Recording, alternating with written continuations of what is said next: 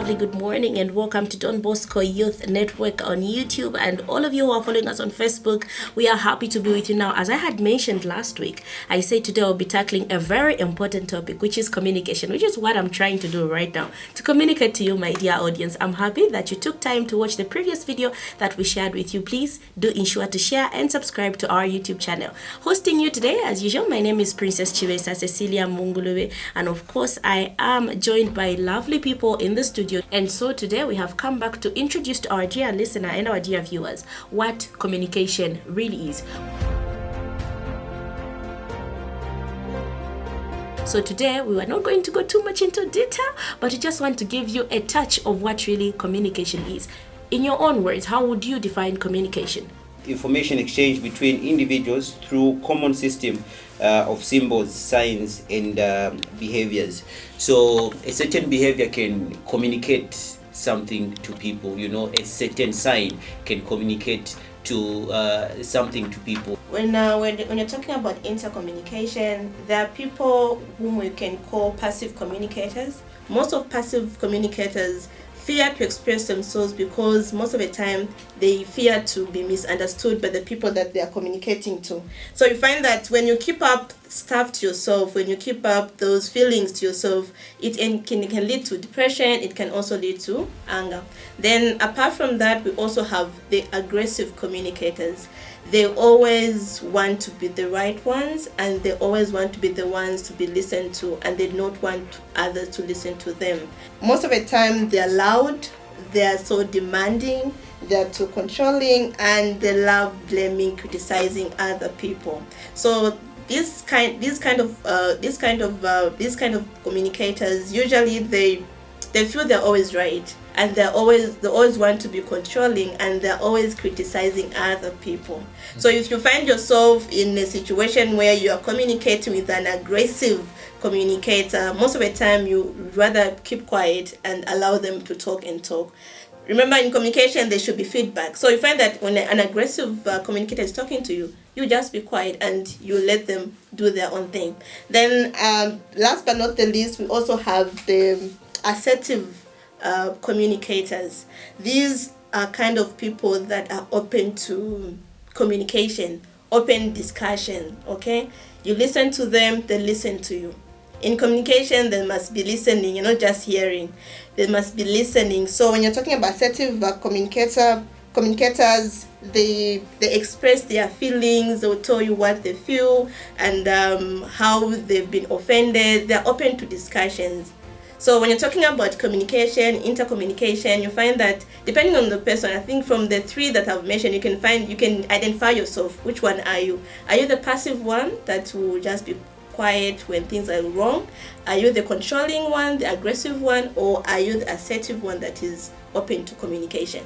You will have to pay close attention, to these, and as they will review whether the person you are communicating to has truly understood, the message. So uzapeza at times somebody hasn't said anything. What is it communicating? Because that is also feedback, you see. So you have to sit down and really pay close attention. So I've sent this message and this person isn't communicating. How is it helping? The importance of communication is that there should be feedback. So if the person doesn't understand what you're talking about, the symbols, the signs, the language, whatever you're using in your communication, if the person doesn't understand, make sure you use the language that they are going to understand. Okay?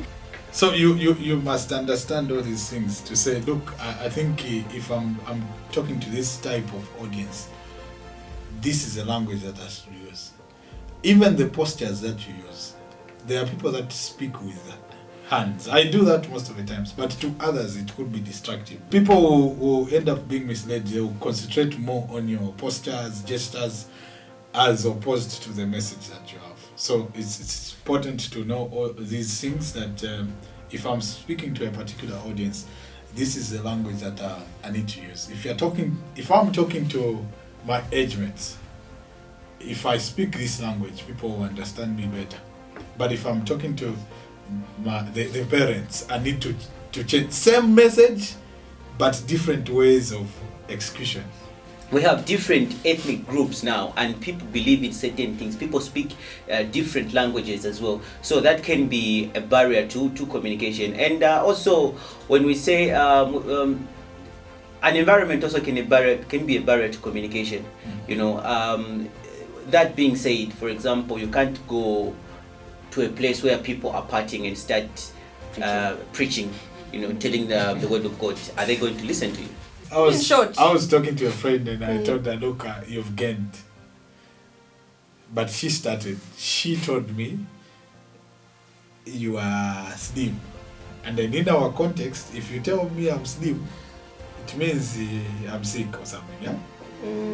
So you understand the cultural differences, where in this particular, it is okay to tell me I've gained, I'm a fresh dumbo, I'm fat, but in the other cultures, if you say this, they will take offense, because it would mean one is careless in the way they eat and everything. Okay. When you're talking about mental issues, these issues can sometimes limit communication. For example, when someone is depressed, depression can lead to someone not being able to communicate to other people in a better way. And also phobia can also make somebody not to communicate in a better way. Stage fright, okay? You're on the stage, you don't know what to say, you know what you wanted to say at home, but you're there standing now, you look at the crowd, you look at everyone is looking at you, it's like, okay, everything goes. So you find that it would be very difficult for you to even say what you wanted to say. Make communication as simple as possible. Make it easy to be understood. All these technical jargons, people may not really care about the way you've grasped the Queen's language. So make communication as simple as possible. The aim of communicating is, one, to be understood, two, there must be a feedback in the end. Have open communication with people.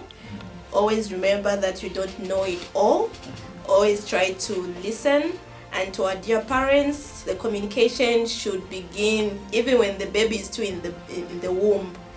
Try to communicate with your child and ensure that the way you communicate with them is something that will help in self-development. Thank you. Thank you so much for joining us, our dear listener. Today, we were talking communication, and of course, we have tackled the different types of communication, stages of communication, semantics in communication, how to be an effective communicator, and also the difference between hearing and listening, which is very cardinal in your relationship and also in your day-to-day life. Now, do please take time to like and follow us on our YouTube channel, Don Bosco Youth Network, as well as on Facebook, Don Bosco Youth Vibes. My name is Princess Chivesa Cecilia Mungulube, and on behalf of my cameraman and the entire production crew for Don Bosco Youth Network and the panelists, it's a goodbye for now. Till next week, God bless you.